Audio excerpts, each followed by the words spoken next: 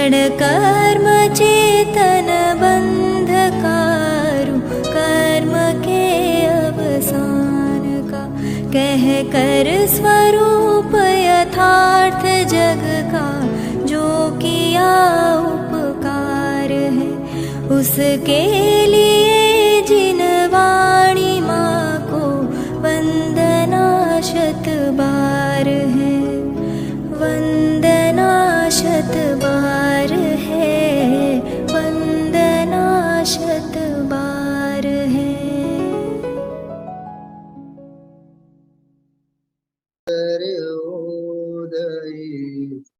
महावीर के संदेश, देशना सर्वोदय महावीर के संदेश।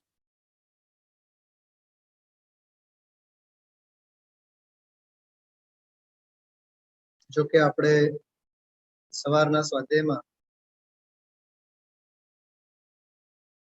અપૂર્વ અવસર શ્રીમદજીની કૃતિનો સ્વાધ્યાય આપણે કરીએ છીએ અને છેલ્લા 8-10 દિવસથી 10-12 દિવસો થયા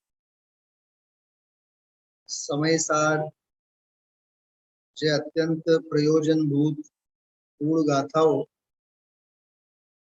જેનું બોલન પૂજ ગુરુદેવશ્રી અત્રે બહુ ઊંડાણથી કરે છે, તેઓ શ્રીના બોલનને જ આપણે ફરી પોતાના આનંદ માટે, સ્પષ્ટતા માટે આપણે વાગોળીએ છીએ. આપણો અહોભાગ્ય છે કે પૂજ ગુરુદેવશ્રીને સમયસાર મળ્યાના 100 વર્ષ, શતાબ્દી વર્ષ પૂરા થાય છે. જે કાળમાં ગુરુદેવશ્રીને ગ્રંથ મળ્યો હાથમાં, તે કાળમાં કોઈ વાહન વાહતું કે કોઈ ભૌતિક સુવિધાઓ નહોતી. સંપર્ક વિહોણા, સુવિધા વિહોણા કાળમાં પણ જે મૂળ પ્રાકૃતમાં ગ્રંથ હોય, સંસ્કૃતમાં ટીકા હોય, બીજા કોઈ ટીકા ગ્રંથો, બીજા કોઈ ગ્રંથો શાસ્ત્રો પણ વાંચવામાં હોય એવું નહીં, પણ પૂજ ગુરુદેવશ્રીની પોતાની આત્મ સાધના અને એમની જે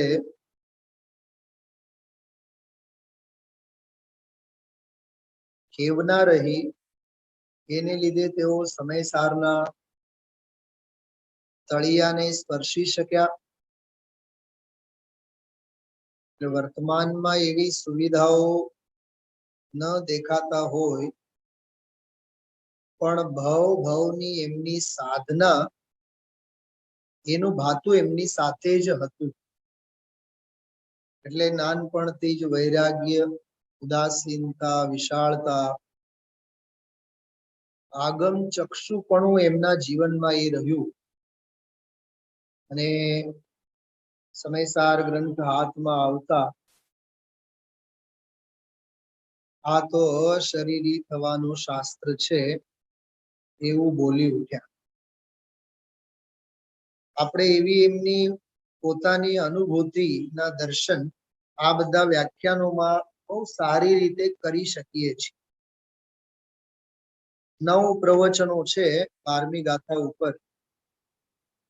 આજે બીજો પ્રવચન આપણે સાંભળ્યું. હજી કેટલો મોટો લાંબો ભાવાર્થ બાકી છે, ટીકા પણ હજી બાકી છે, પણ આજે જે વિષય વસ્તુની ચર્ચા ગુરુદેવશ્રીએ કરી છે, સૌથી પહેલી વાત, આજે એક અન્વેષણાત્મક, એટલે જેને કહે ને કે સત્યના મરજીવા મૂળ સંદર્ભ, મૂળ વાત સાથે ગુરુદેવશ્રીએ ઘણી વાર માટે વળગીને રહ્યા. જયચંદજી ચાવડા સાહેબે 4 શબ્દો આપેલા: એક, સત્ય, ધ્રુવ અને જ્ઞાયક માત્ર. આપ સૌને વાત જાણીને નવાઈ લાગશે. લગભગ ગુરુદેવશ્રીએ આ પ્રકરણને 3 વખત યાદ કર્યા. મૂળમાં જયચંદજી પંડિતજીએ આવી રીતે 4 બોલ આપ્યા છે. એક વખત બોલ્યા કે 4 શબ્દો છે, 4 બોલ છે, અને એક વખત ઠપકાની ભાષામાં પણ કીધું, મૂળ જે શબ્દો હોય એને કાઢી ન નખાય. બધું જે કઈ ગુરુદેવશ્રીના પ્રવચનમાં આવેલું છે, સાર હું તમને કહું છું. મૂળ જે હોય એને કાઢી ન નખાય. હવે મૂળ શબ્દોની જે વાત કરી હતી, કયા શાસ્ત્રમાંથી કરી હતી, એ શાસ્ત્ર મારી પાસે છે. જો તમને જો દેખાય તો દેખાય છે બધાને? એ આ શાસ્ત્ર, આ સમયસાર વચની 2000 પાનાનો ગ્રંથ છે. એ હમણાં તૈયાર થયેલું છે અલીગઢ. આપ કલ્પના કરો ગુરુદેવશ્રીના કાળે શું હશે એમની પાસે. એટલે જયચંદજી ચાવડા સાહેબની વચનિકા હિન્દીમાં તો હમણાં થઈ છે 2007માં. આજે આપ જુઓ છો, આ 2007માં હિન્દીમાં થયેલું છે, આધુનિક હિન્દી. બાકી હતી, ખ્યાલમાં આવે છે, બાકી હતી તો ખરી કેવળ ઢુંઢારી ભાષા. જો દેખાય થોડું આ મહિમા જો તમે કેટલા પાનાનું છે જો. અને એ કોઈ જયચંદજી ચાવડા સાહેબ કોઈ પાના ઉપર નહોતા લખ્યા. જો આ ગ્રંથની માટે જ લખેલ છે. જો આ લખાણ દેખાય છે, લખાણ જો આ ઢુંઢારી લખાણ છે, આ ઢુંઢારી લખાણ કેવું લખાણ છે. હા, વિચાર તો કરો કે આ જયચંદજી ચાવડા સાહેબ વગેરે તે કાળે રાજસ્થાની જે પ્રાદેશિક ભાષા હતી, તે ભાષામાં આ એમણે લખી.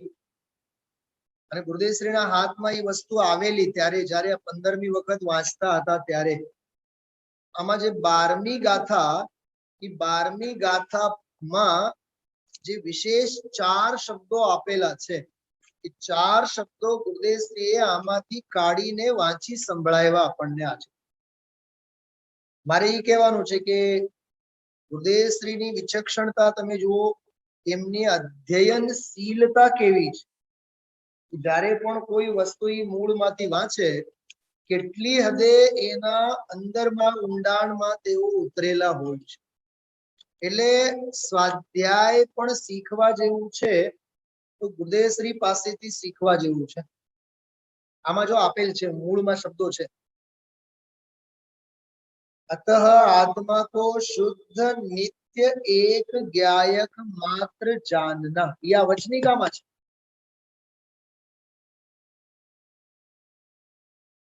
આ બધો અર્થ કર્યું છે એમણે. યહાં શુદ્ધાત્મા કા પ્રકરણ હૈ. સમયસાર આખો જ શુદ્ધાત્માનું પ્રકરણ છે. સમયસારને એટલું જ ખબર છે કે આ 3 લોકમાં, 3 કાળમાં શુદ્ધાત્મા સિવાય કશું જ નથી. શું સમજાય છે બધાને? હા, હજી વાત સાંભળો. સમયસારને એટલું જ ખબર છે, હું જીવ છું, બસ. મારામાં જ્ઞાન છે એ પ્રવચન સાર કે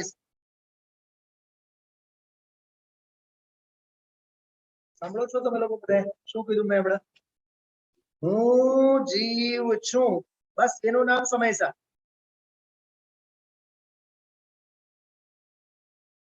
પછી જાણું છું કે નહીં એ પ્રવચન સાર ને પૂછો. ચલાબેન વાત સાચી ને? હા, હું જીવ છું, બસ. એનું નામ સમયસાર. કેમ કે શું છે એની વાતો બધી બીજા શાસ્ત્રોમાં, શું એટલું જ મને ખબર છે. હું શુદ્ધાત્મા છું, હું આત્મા છું, હું જીવ છું. બસ જીવતર શક્તિથી ઉપાડ અને જીવતર શક્તિથી જ પૂર્ણ. સમય સારમાં આટલું જ છે, બીજું કઈ છે. પરમ પદાર્થ આત્મા. સાર એટલે પરમ પદાર્થ આત્મા. બસ એટલી જ વાત સમય. એટલે આમાં પંડિતજીએ લખ્યું છે યહાં શુદ્ધાત્મા કા પ્રકરણ હૈ. જો હું તમને એમની ઢુંઢારી ભાષામાં સમજાવું, ઢુંઢારી ભાષામાં બોલું છું. જો ઉપર લખેલ છે ઢુંઢારીમાં, ઉપર આમાં ઢુંઢારી વચનિકા અને નીચે પછી ખડી હિન્દીમાં, એને ખડી હિન્દી કહેવાય, આજકાલની જે હિન્દી છે. यहाँ प्रकरण शुद्धात्मा का है. पंडित जी की भाषा जो जयचंद जी चावड़ा साहब ने, यहाँ प्रकरण शुद्धात्मा का है, सो शुद्ध नित्य एक ज्ञायक मात्र आत्मा जानना. एवा चारे शब्द ई पछी ओला समय सार मांथी काढी नाख्या. गुरुदेवश्री ठप्पो आप्यो છે. अरे मूळ साथे આપણે વળગીને રહેવું જોઈએ ને, પોતાની બુદ્ધિ શા માટે વાપરવી જોઈએ? હા, શાસ્ત્રો શું કહેવા માંગે છે ત્યાં આપણે દ્રષ્ટિને લઈ જવું. છેલ્લે એક વાત કરી, આ બહુ સરસ, છેલ્લી 10 મિનિટમાં વાત આવી. શાસ્ત્રો જે જ્યાં આપણને લઈ જવા માંગે છે ત્યાં દ્રષ્ટિને લઈ જવું. પોતાની દ્રષ્ટિ પ્રમાણે શાસ્ત્રોને લઈ ન જવાનું. શું ફેર એમાં? હા, શાસ્ત્રાનુસાર પોતાની બુદ્ધિ બનાવવી, પોતાની બુદ્ધિ અનુસારે શાસ્ત્ર ના અર્થો નહીં કરવા. ખ્યાલમાં આવે છે? હા, એક બોલ પણ બહુ પ્રસિદ્ધ છે ગુરુદેવશ્રીના કાળે. આગમ અનુસારે આ જીવે દ્રષ્ટિ ક્યારે બનાવી નથી. પોતાની દ્રષ્ટિ પ્રમાણે આગમ તો વાંચ્યા છે. હા, પોતાની દ્રષ્ટિએ આગમો તો વાંચ્યા છે, પણ આગમ અનુસાર પોતાની દ્રષ્ટિ ક્યારે આ જીવે બનાવી નથી. તો એ એક આજે આગમની દ્રષ્ટિએ આપણે આપણી દ્રષ્ટિને બનાવવું, એ બહુ અદ્ભુત સલાહ હતી. ડોક્ટરની મરજી પ્રમાણે દવા લેવી કે પોતાની મરજી પ્રમાણે દવા લેવી? મરી જશો પોતાની મરજી મુજબ જો દવા લેશો. હા, ખ્યાલમાં આવ્યું? અરે 8 દિવસ પહેલાની બીમારીમાં દવા જે આપી હોય, દવા પડી હોય તો બીજી વખત ઈ ન લેવાય. ડોક્ટરને 10 વખત સલામ ભરો, નમો અનંતાણમ, નમો સિદ્ધાણમ, નમો આયર્યાણમ. ડોક્ટરની સલાહ વિના દવા ન લેવાય. આમાં કેવું ખબર પડે છે આપણને? સાહેબને પૂછવું પડશે, સાહેબને પૂછવું પડશે. શું સાહેબ પંચ પરમેષ્ઠી છે? પણ અહીંયા દેહ છૂટવાનો ભય છે ને, મરવાનો ભય છે ને, ડર છે ને, મૃત્યુનો ડર છે. ખ્યાલમાં આવ્યો? તો દેહ ધર્મમાં તો કેવો વૈદ્યરાજ યાદ આવે, ડોક્ટર, ફેમિલી ડોક્ટર યાદ આવે. આમાં કેમ યાદ નહીં આવે? તત્વ નિર્ણયની બાબતમાં કેમ યાદ નહીં? યશો વિજયજીને યાદ કરીને બધી વાત સરસ આજે આપી. એટલે તમે જો આજનો પ્રવચન કેવળ મને જે લાગ્યું એ કહું છું. આજનો પ્રવચન કેવળ અને કેવળ 2 શબ્દોમાં અટવાયેલો હતો, પરમ ભાવ અને અપરમ ભાવ. પરમ ભાવ અને અપરમ ભાવનો અદ્ભુત ખુલાસો જો સમજવો હોય, સાંભળવો હોય તો આજનો પ્રવચન ખાસ સાંભળવો. અને આખી આ 12મી ગાથા નો હાર 30-35 લીટીની ટીકા અને 30-40 લીટીનો ભાવાર્થ. આ 80-900 લીટીમાં ટીકા અને જે ભાવાર્થ છે એને જો સમજવા માંગીએ ઊંડાણથી તો આ 12મી ગાથા ઉપરના 9 પ્રવચનો ગુરુદેવશ્રીના આપણે સમજવા જોઈએ. ખ્યાલમાં આવ્યું? આવો આ અદ્ભુત આનંદમયી ચર્ચા આજે આવી છે. પરમ ભાવ, અપરમ ભાવ. મને તો મગજમાં બહુ જુદા જુદા ઉદાહરણો બહુ આમ મને પોતાને પણ હસવું આવતું હતું. જો આપણા બધા સર્વભોગ, આમાં સોનાનો દાખલો આવશે, એ હજી આવશે દાખલો, જ્યારે આવશે ત્યારે આવશે, કાલે પરમ દિવસે. જેની પાસે, કાલે પણ મેં કીધું, સોનાના ઘરેણા ન હોય તો ગરીબ માણસ શું કરે? ચાંદીના ઘરેણા પહેરે. નથી આપણે ઓલા ભરવાડ વગેરે નથી, હાથમાં કાંડે નથી પહેરતા બધા, કડા નથી પહેરતા. સોનાના ન હોય, પેલા રાજરાણીઓ હોય ને, રાજરાણીઓ બધાય ઓલા કમર કરધણી, આ કરધણી કંદોરો બાંધે ને, સોનાનો છલ્લો મોટો ડાયમંડ નો બધો હોય. પણ અત્યારના લોકો પણ ઘણા, જેમ કે ગ્રામીણ એરિયામાં, ગામડાઓમાં વગેરે પણ ચાંદીના બનેલા હોય અથવા ઇમિટેશન જ્વેલરી ના હોય. તો જો જે સોનું ન ખરીદી શકે એ બીજી ધાતુનું વાપરે ને. જો દાંત, ઘણા દાંત તૂટે તો ઘણા દાંતની સામે દાંત જ બેસાડે, સિરેમિક નું. સિરેમિક નું. હા, હવે જેની પાસે બહુ પૈસા છે ચાંદીના દાંત બેસાડે, ઘણા સોનાના બેસાડે, અને ઘણા તો પ્લેટિનમ ના પણ બેસાડે. સોનું કરતા તો 100 ગણું વધારે કિંમતી ધાતુ પ્લેટિનમ. આ જો કેવો દ્રષ્ટાંત છે કે, તો જે પ્લેટિનમ નું દાંત બેસાડવાથી મતલબ છે, કેમ કે મારે અન્ન ચાવવો છે. જો પ્રયોજન શું છે? પ્રયોજન તો પાચન ક્રિયા મારી સુગમ રીતે થાય. પછી હું ગરીબ છું, મને 500,000 રૂપિયામાં સામે વાળો એ ચેરિટેબલ ટ્રસ્ટ માંથી મને સમજો કે સફેદ દાંત જ બેસાડી કે 200 રૂપિયા, હાલો ભાઈ ઈ બેસાડ. કેમ કે મારી પાસે જે પૂંજી તે પૂંજી પ્રમાણે.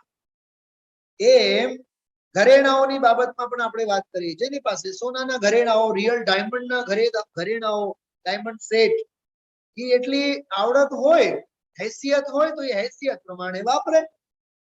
પણ ન જ ખરીદી શકે સોનું, અને ન જ ખરીદી, આજે સોનું 50-55 હજાર છે ને, 60,000 કેટલું છે? 50,000 ઉપર તો છે લગભગ, 40,000 જે પણ હોય. પણ આજથી 20 વર્ષ પહેલા 4,000, 4,500 ગ્રામ કે 10 ગ્રામ, 10 ગ્રામ, 10 ગ્રામ, 4,500-5,000 રૂપિયાનું 10 ગ્રામ નું હતું. આજે 50,000 છે. તમે વિચાર કરો કે આજથી 20 વર્ષ પહેલા એ બધું બહુ સહેલું હતું. પણ અમે સોનાના ઘરેણા ન વાપરી શકીએ, એટલે અમે પરમ ભાવમાં સ્થિત નથી. ઊંચામાં ઊંચા પરમ ભાવમાં અમે રહી ન શકીએ, તો એમાંથી નીચે તો રહી શકે ને. તમને લાગે ઓલા ફ્લેટમાં પણ એમ જ છે ને. અને એ દાખલો બહુ ગમે. ક્યાંક કોઈક મિત્રને ત્યાં મુક્ષુર ત્યાં ગયા હતા, લગભગ મુંબઈની વાત છે. મુંબઈમાં મને કંઈક એવો અનુભવ થયો. પરિશ્રમ પર્વમાં હમણાં છેલ્લે ગયા હતા ને ત્યારે, કે 16મા માળે હતા. પછી બધી કથા કરી કે જેમ જેમ તમે નીચેના માળ ખરીદો તેમ તેમ લાખ 2 લાખ ઓછા, અને જેમ જેમ ઉપરના માળ ખરીદો તો કે અમે આ 2 કરોડ નું ખરીદ્યું છે 16મા માળનું. મેં કીધું તમે 17માં, 18માં, 21, 22 કઈક હતા, તો એ કે 17મા માળે બસ બીજો માળ જ આના ઉપરનું લઈએ ને તો અમારે 2 કરોડ ને 25 લાખ ખર્ચ કરવા. મારો પ્રશ્ન આપ સૌને ઈ છે, 25 કેમ? કેમ કે પરમ ભાવ છે ને. ઈ તો હવા, ઉજાસ, જો આ કલ્ચર કેવું છે, સિવિલાઇઝેશન નો કલ્ચર કેવું છે.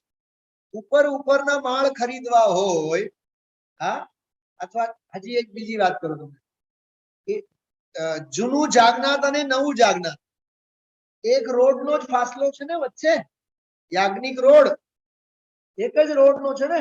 ઓલી બાજુમાં લો તો 50 લાખ, આ બાજુમાં લો તો સાવ 25 લાખ. આમ કેમ? પરમ ભાવ અને અપરમ ભાવનો સિદ્ધાંત સમજવા માટે આ બધા દ્રષ્ટાંતો આપણા માટે સોનગઢ જેવું છે. એસી માં કે નોન એસી માં, કે નોન એસી માં 200 રૂપિયા અને એસી માં 500 રૂપિયા. કા પરમ ભાવ અપરમ ભાવ વિચાર કરો. હા, કેમ કે પરમ ભાવ એટલે શુદ્ધ જ્ઞાયક એક સ્વભાવ ભાવની એકાગ્રતા રૂપ ધ્યાનની દશા છે. અપરમ ભાવ રાગની દશા છે. ઓહો, શું શું ગજબની વાત છે. ચોથું ગુણસ્થાન, પાંચમું ગુણસ્થાન, છઠ્ઠું ગુણસ્થાન અપરમ ભાવ છે. અપરમ ભાવ એટલે નીચલી દશા, સવિકલ્પ દશા. હા, એક બીજો એક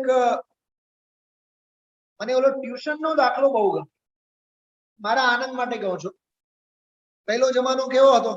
છોકરો ભણે નહીં, બુદ્ધિ એ ઠોઠ હોય તો ઘરવાળા ધરાર ધરાર માવતર એને શું કરે? માસ્તર પાસે એક્સ્ટ્રા ટ્યુશન કરાવે, લગાડે કે નહીં ભણાવવા માટે. અને આજકાલ શું છે? આજકાલ ફેશન છે. છોકરો કોચિંગમાં જાય એટલે ડાયો. પેલો એવું નહોતો. એ બુદ્ધિ એ જાડો હોય તો એને ત્યાં ધરાર ધરાર માસ્તર પાસે ભણાવે. ખરેખર તો અપરમ ભાવમાં સ્થિત છે એટલે માસ્તર પાસે ટ્યુશન લેવું પડે. પોતે જે વાંચી શકે, ભણી શકે, હા, પોતે પોતાનો ખર્ચો કાઢે. નથી વિદેશમાં બધા છોકરાઓ હા આખા દિવસમાં રાત્રે 6-6, 7-7 કલાક તો બિગ બજાર જેવા શોપિંગ મોલમાં કામ કરે. 4 કલાક અને 6 કલાક કામ કરે અને પોતાના સ્કૂલ યુનિવર્સિટીનું ફીઝના પૈસા બધા એ મા બાપ પાસે નહીં માગે. પછી બાપની છાતી પર છપ્પનની થતી હોય, દીકરો એકે પૈસો નથી માંગતો.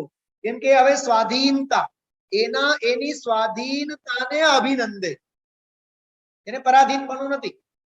કાલે આપણે લાકડીની વાત કરી હતી. અરે લાકડી હાથમાં લઈને ટેકી ટેકીને ચાલવું ગમે કોને? અપરમ ભાવ ગમે કોને? આખું આનું ભાવ ભાષણ આજે કરવા જેવું. એક બીજી વાત, જે બોલા માળ ફ્લેટ્સ નો દાખલો આપણે આપ્યો. એક માણસની મનોવૈજ્ઞાનિક ધારણા જો આપણી સૌની. મુંબઈ સમજો, આપણે ટ્રેન થી જઈએ રેગ્યુલરલી, ઓકે, ટ્રેન.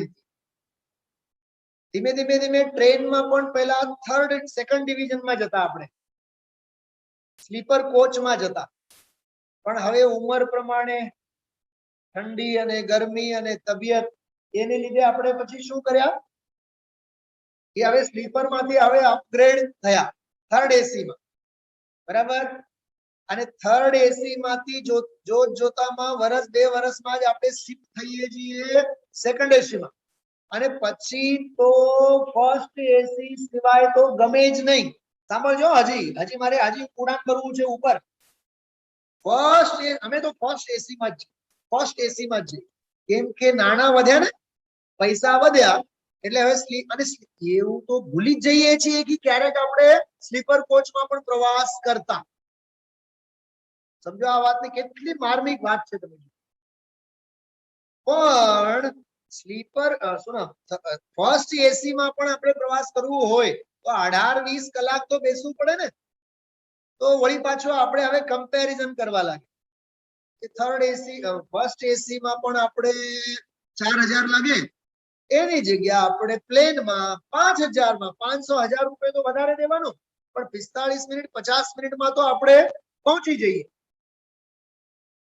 હવે જ્યારે પણ મુંબઈ જઈએ ત્યારે ફ્લાઇટ, જ્યારે પણ જઈએ ત્યારે ફ્લાઇટ થી. હવે જોજો આપણું માનસિકતા કેવી બની હોય.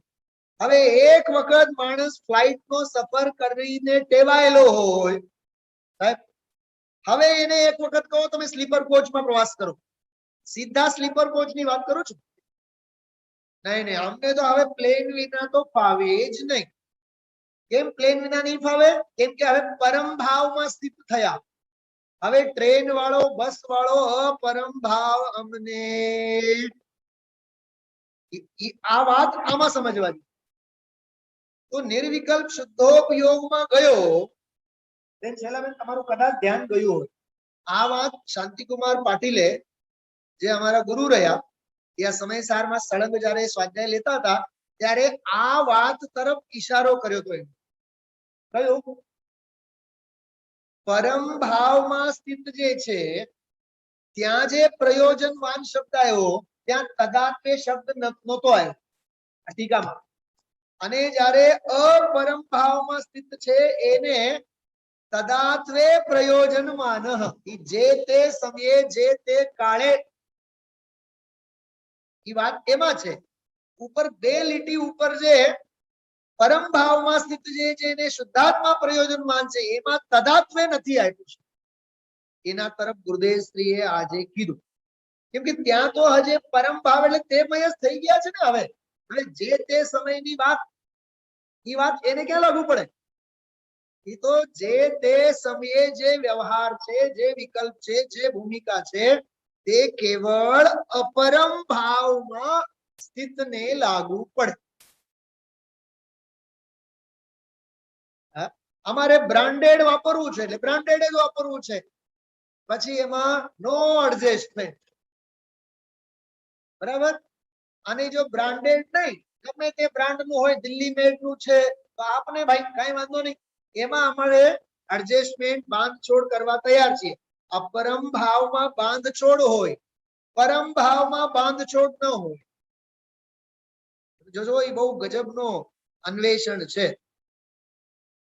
આ ગુરુદેવને આ સમજવું જોઈએ. આપણે સમજાણું શું કીધું મેં?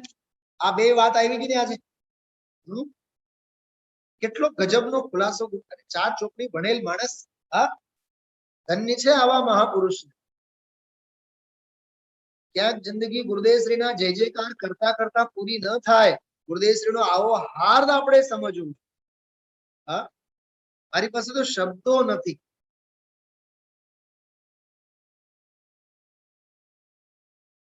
એક ઓલો ભજન પણ ગુરુદેવશ્રી યાદ કરે તો થોડોક એમાં પરમાનંદ સ્તોત્રનો મર્મ પડેલો છે. એ પંક્તિ કહું છું તમને. વાદ વિવાદ કરે સો અંધા, સદગુરુ કહે સહજ કા ધંધા. હા, એક બહુ સરસ વાત, બહુ માર્મિક વાત પહેલા એ કહું. વ્યવહારનો ઉપદેશ છે અપરમ ભાવમાં. તમે સાંભળો બધા બહેનો, આ વાત પકડજો. અપરમ ભાવમાં એટલે નીચલી અવસ્થામાં વ્યવહારનો ઉપદેશ છે એવી વાત નથી. કોણ આપે ઉપદેશ?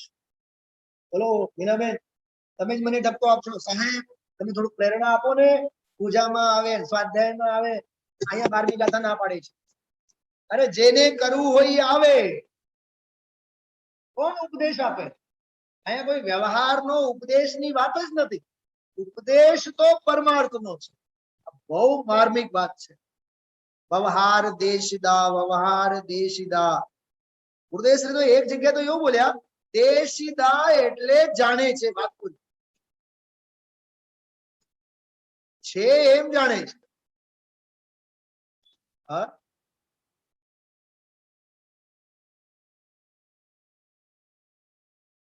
જો એક્ઝામમાં સ્કોડ આવે ગમે ત્યારે, સ્કોડ આવે ગમે ત્યારે, તો ચિઠ્ઠી અને ચબરકી ન રાખવી જોઈએ ખિસ્સામાં.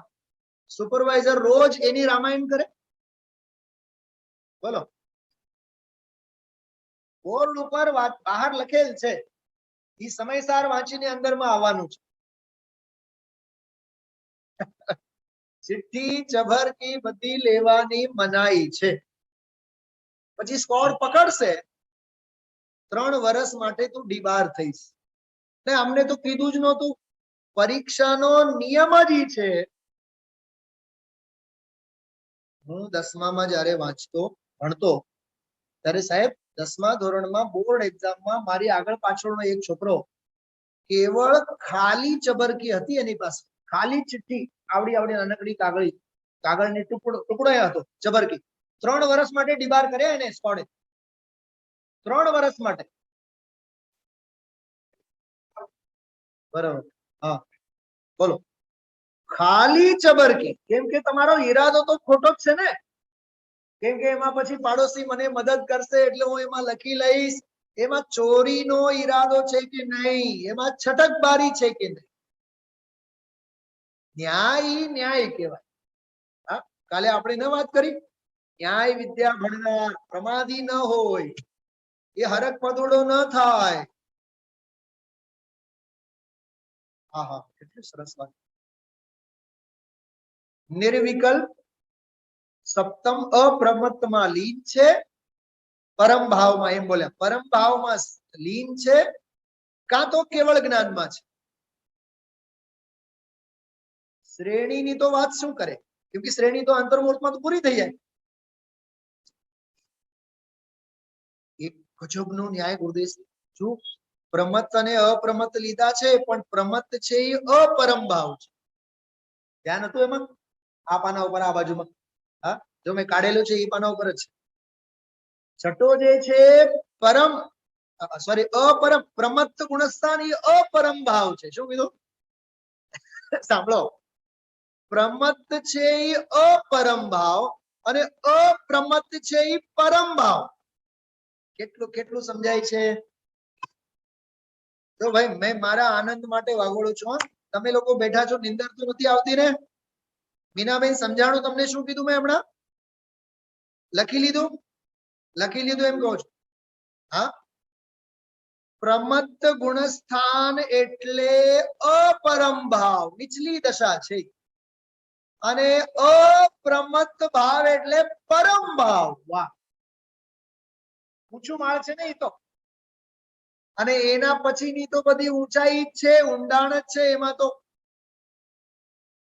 સાંભળો, જે પરમ ભાવમાં છે, જે નિર્વિકલ્પ શુદ્ધોપયોગમાં છે, કાં તો કેવળ જ્ઞાનમાં છે, એને તો શુદ્ધાત્મા સિવાય બીજું કાંઈ, ભૂતાર્થ સિવાય બીજું કાંઈ છે નહીં. ખ્યાલમાં આવ્યો? જરૂરત જ નથી. હા, એટલે એ શુદ્ધ નયનો પણ પછી એને આલંબન નથી. એમ લેચનજી છાવડા સાહેબે લખ્યું છે. ત્યારે શુદ્ધાત્મ સ્વભાવની પ્રાપ્તિ થઈ, એને પણ હવે એનું આલંબન નથી. તો એના માટે એક બહુ જબરદસ્ત લૌકિક દાખલો આપો. 10 લાખની ગાડીમાં બેઠા છે મેડમ, બરાબર? શેઠાણી અને રેકડી વાળાને પૂછે છે, ઔપચારિકતા માટે પૂછે કે કેરી કેવી આપ, ઈ સસ્તા કે મોંઘા ભાવ કરાવે જ ને, લાવ 5 કિલો. કેમ કે જે 10 લાખની ગાડીમાં બેઠા છે, 100-200 રૂપિયા તો એના માટે શું? હા, પણ મીડિયમ ક્લાસ નો હોય, અપરમ ભાવમાં સ્થિત હોય, એ 10 વખત ભાવ કરે બિચારો. ભાવ તાલ કોણ કરે? મિડલ ક્લાસ વાળો હોય કરે. અપર ક્લાસ વાળો, સુપર ક્લાસ વાળો, જે 25મા માળે રહેતા હોય, એ તો દોરડું ટીંગાડીને થેલો નીચે મોકલે. મોકલને ભાઈ 2 કિલો. અને કઈક એવું સાંભળ્યું છે, પણ કઈ ખબર નથી. આ બધા મોટા મોટા અપાર્ટમેન્ટમાં રહે છે, એનો સાગ વાળો ઉભો હોય ને, એની સાથે ફોન હોય, એને સીધા ઓર્ડર આપે. સીધા એ ઓર્ડર આપે, પછી ફોન કરે, પછી ઓલો દોરડી મૂકવાનું નીચે, પછી ઓલો થેલામાં નાખીને આપી દે. એમાં પછી બિલે એમાં હારે હોય, પછી ઓલા પૈસા મોકલી આપે. નો ભાવ તાલ, કા પરમ ભાવમાં સ્થિત છે. મને તો ખરેખર આ એટલું ગમ્યું આજનું, પરમ ભાવમાં સ્થિત. એક હજી વાત બેન શૈલાબેન, પરમ ભાવમાં સ્થિત એટલે સ્વયંભૂની મસ્તી. 16મી ગાથા પ્રવચન સાર. સ્વયંભૂની મસ્તી એટલે હું કરતા પોતે, કરણ પોતે, કર્મ પોતે, સાધન પોતે. મારે ક્યાંકથી કઈ લેવું નથી, કોકને કઈ મારે દેવું નથી. મારે કોઈનું કર્મ કરવું નથી, કોઈ મારો કર્મ કરે એ મારે થવું નથી. હું પોતે લડીશ, પોતે કરીશ. કરતા કર્મ કરણ સંપ્રદાન અપાદાન અધિકરણ. અરે શુદ્ધની કસોટી એ છે, સમસ્ત ષટકારક ચક્રોથી પાર એવો ભગવાન આત્મા શુદ્ધ છે. ઓ ગજબ, એટલો આ પ્રેક્ટિકલ વિષય છે બધો. પરમ ભાવ, પરમ ભાવ, સ્વાવલંબની પરમ ભાવ છે, સ્વાધીનતા ઈ પરમ ભાવ છે, અને પરાધીનપણું, આહા, પીછી કમંડળું રાખવું, એ અપવાદ માર્ગ છે. લાકડી જે રાખવી પડે, કાલે આપણે નહોતા 5મા કળશમાંનું વાંચ્યું હતું, તો આ બહુ સરસ. निर्विकल्प शुद्धोपयोग रूप दशा, परम ज्ञायक स्वभाव भाव एकमात्र ज्ञायक नी दशा ते परम भाव छे, बाकी निचली सविकल्प अवस्था ए बधी अपरम भाव छे। छेल्ली एक बात करूं छुं, बहु मार्मिक सांभळो। हाँ, ई ओल भजन नी बात करतो काढो, सरस मने गम्યું, बहु नीचे जो नीचे आमा, जाति अंध नो दोष नहीं आचरो, जाति अंध नो दोष नहीं आचरो, जे जाने नहीं अर्थ मिथ्या दृष्टि करे अर्थ ना अनर्थ। आ पंक्ति 133 માં પાને બોલ્યા છે। આમાં એક શબ્દ આવ્યો જાતિ, જાતિ અંધ। એ મૂળમાં શબ્દ છે જાત્યંધ। અને આપણે પરમાનંદ સ્તોત્ર જે બોલી ગયા હતા, અહીંયા સ્વાધ્યાય લીધેલો છે આપણે, એ પરમાનંદ સ્તોત્રમાં 9મો શ્લોક છે, મારી પાસે મેં રાખ્યું છે, આનંદમ બ્રહ્મણો રૂપમ નિજ દેહે વ્યવસ્થિતમ ધ્યાનહીનાન પશ્યંતિ જાત્યંદા ઇવ ભાસ્કર। જાત્યંદ એટલે જે જન્મજાત, જન્મથી જ આંધળા હોય, એને સૂર્ય કોઈ દી જોયો જ ન હોય, એને સૂર્યના દર્શન કેવા થાય? એમ જે વસ્તુની દ્રષ્ટિ નથી, આત્માની દ્રષ્ટિ નથી, એ જન્મે આંધળા છે, એ આત્માને ભૂતાર્થ પરમ સ્વભાવને જાણી નથી શકતા। અને સાવ છેલ્લી બે વાત કરું, 332 થી 334 સુધી 13 ગાથાઓનો એક ગ્રુપ છે સમયસારમાં, સર્વ વિશુદ્ધ જ્ઞાન અધિકાર। એમાં સાંખ્ય મતના ખંડનમાં એક બહુ માર્મિક વાત કરી કે પોતાની પ્રજ્ઞાના અપરાધથી સૂત્રના અર્થને નહીં જાણે, આગમના અર્થને નથી જાણતા, પોતાની વેળે અર્થઘટનો કરે છે, એવા જે શ્રમણાભાસો, બરાબર, એવા શ્રમણાભાસો મુનિના ગુણો નહીં હોવા છતાં પોતાને મુનિ કહેનારા જે પ્રવર્તાવે છે, પ્રરૂપે છે, એકાંતે પ્રકૃતિના કર્તાપણાની માન્યતાથી સમસ્ત જીવોને એકાંતે અકર્તાપણું આવી પડે છે। તેથી જીવ કરતા છે એવી જે શ્રુતિ, તેનો કોપ ટાળવો અશક્ય થાય છે। શ્રુતિનો કોપ તારે સહન કરવું। બહુ સરળ શબ્દોમાં બોલું ને, તત્વની વિરાધનાનું ફળ પરંપરા નિગોદ છે, એ આ શ્રુતિનો કોપ। એટલે તું પોતાની બુદ્ધિ પ્રમાણે શાસ્ત્રોના અર્થ નહીં કર। હા, એ એક બહુ સરસ વાત હતી। સમયસાર શાસ્ત્રમાં તો બહુ ભરી દીધું છે અનેક વાત, એમ કરીને જે આ બધી ચર્ચા કરી, એક તો આ વાત મારે કરવી હતી, અને બીજી એક બહુ જ માર્મિક વાત હું આપ સૌને આમાં કરવા માંગુ છું। હા, 11મી ગાથામાં તો એમ કીધું કે વ્યવહાર અભૂતાર્થ છે, એટલે અનુસરવા લાયક નથી। હા, અને ગાથામાં શું કીધું હતું? ભૂતાર્થ આશ્રિત કીધું ને। એક સેકન્ડ, મને થોડું મૂળ ગાથા હું તમને બતાવું।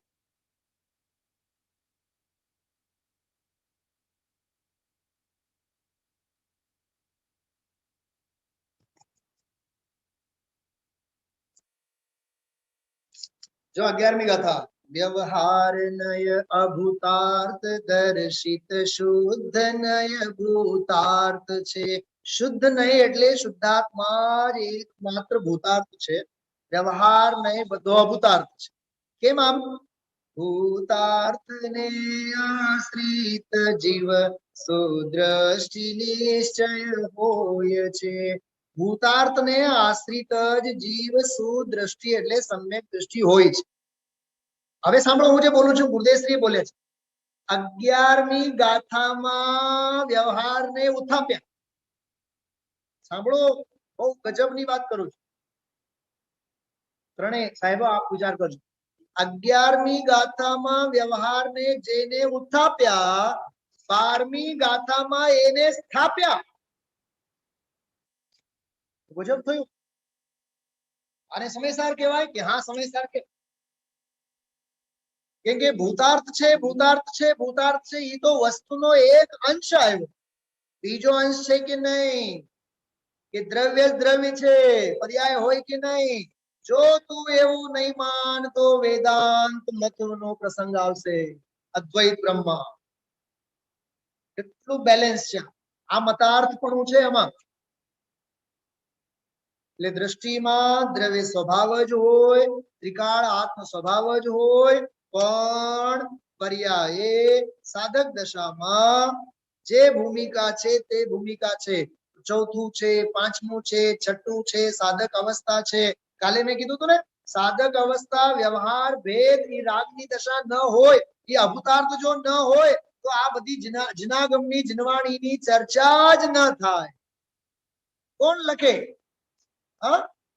એટલે આ ગાથાની ટીકામાં, 12મી ગાથાની ટીકામાં એક પ્રાચીન ગાથા કોટ કરેલ છે અમૃતચંદ્રાચાર્ય દેવે. જો તમે જીન મતને પ્રવર્તાવવા ચાહતા હો તો વ્યવહાર અને નિશ્ચય બંને નયોને ન છોડો, કારણ કે વ્યવહાર નય વિના તો તીર્થ એટલે વ્યવહાર માર્ગનો નાશ થઈ જશે, અને નિશ્ચય નય વિના તત્વનો નાશ થઈ જશે. નિશ્ચય વિના, ભૂતાર્થ વિના તત્વનો, આત્માનો નાશ થઈ જાય, અને વ્યવહાર વિના તીર્થનો નાશ થાય. તીર્થ એટલે વ્યવહાર, ધર્મ, પ્રવર્તન. આનું નામ છે જ્યાં જ્યાં જે જે યોગ્ય છે કહા સમજવું તે, ત્યાં ત્યાં તે તે આચરે આત્માર્થી જન એ. તો તીર્થ એટલે વ્યવહાર, તત્વ એટલે પરમાત્મા.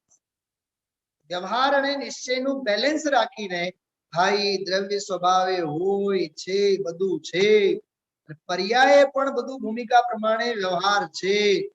યોગ્ય ગુરુ પાસેથી એનો અભ્યાસ આપણે કરવો જોઈએ. અત્યારે મારી પાસે ટાઈમ નથી. 12મી ગાથાનો ભાવાર્થ તમે વાંચજો, અને હજી 7-8 દિવસ ગુરુદેવશ્રી લેવાના જ છે. 7 દિવસ હજી લેવાના છે. આજે થયું, ગઈકાલે થયું, 2 પ્રવચન થયા, હજી 6 પ્રવચન, 6, 7, 8, 9, 7 પ્રવચન છે જ. તો કાલે કે પરમ દિવસે જ્યારે પણ મને અનુકૂળતા થશે ને, કેવળ તમને ભાવાર્થ વાંચીને બતાવીશ. જીનબિંબના દર્શન, શાસ્ત્રોનું વાંચન, એ વ્યવહાર બધું ભૂમિકા પ્રમાણે પ્રવર્તવાનું હોય છે, અપરમ ભાવમાં વર્તવાનું હોય છે. સાહેબ, તમે જયારે આજથી 50 વર્ષ પહેલા રાજકોટમાં આવ્યા હશો, આપણે મોટા શહેરમાં જયારે આવીએ, સીધે સીધું 50 લાખનો બંગલો ખરીદીએ છીએ આપણે. સૌથી પહેલા તો લાગતા વળગતા હોય કાકા અને કાકી અને મામા અને મામી, લાગતા વળગતા ને ત્યાં જઈને આપણે 4-6 દિવસ રોકાઈ જઈએ. પછી ધીમે ધીમે ધીમે ધીમે એક ઓરડીનું ભાડાનું મકાન આપણે ખરીદ, અને ભાડાનું મકાન પછી ગંદુ સંદુ હોય, પસંદ નહીં આવે, પછી ફ્લેટ ભાડાથી લઈએ. પછી જે ભાડાથી લીધેલ ફ્લેટ હોય પછી એને જ આપણે ખરીદી લઈએ, 1 બેડનું 2 બેડનું. પછી એમાં નહીં ફાવે, વળી પાછું આપણે સ્થળાંતર બીજે કરીએ. અપરમ ભાવ છૂટતું જાય, અને પરમ ભાવ, અને હવે સામે આવ્યા એટલે સાહેબ હવે ક્યાંય જવું નથી, કેમ કે હવે પરમ ભાવમાં આવ્યા. નહીં, ક્યાં પણ અટકવા જેવું નથી. એ અપરમ ભાવ છે. ભાવના તો એવી ભાવ કે ત્યાંથી આમ ઉચકા મારીને સીધા વેદી ઉપર આવીને વિરાજમાન. કેટલો ફેર છે બેઉમાં.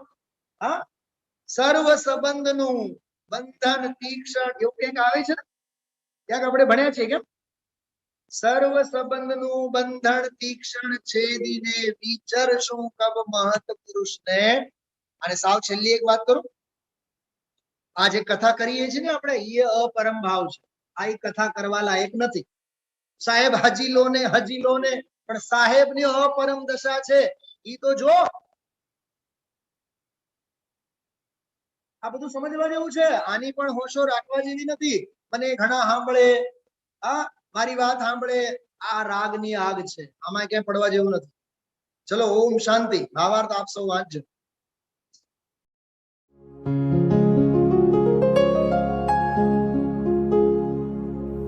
निज निधि निज में बताए, यह अनंत उपकार है उसके लिए जिन वाणी माँ को वंदना शत बार है, वंदना शत बार वंदना शत बार है।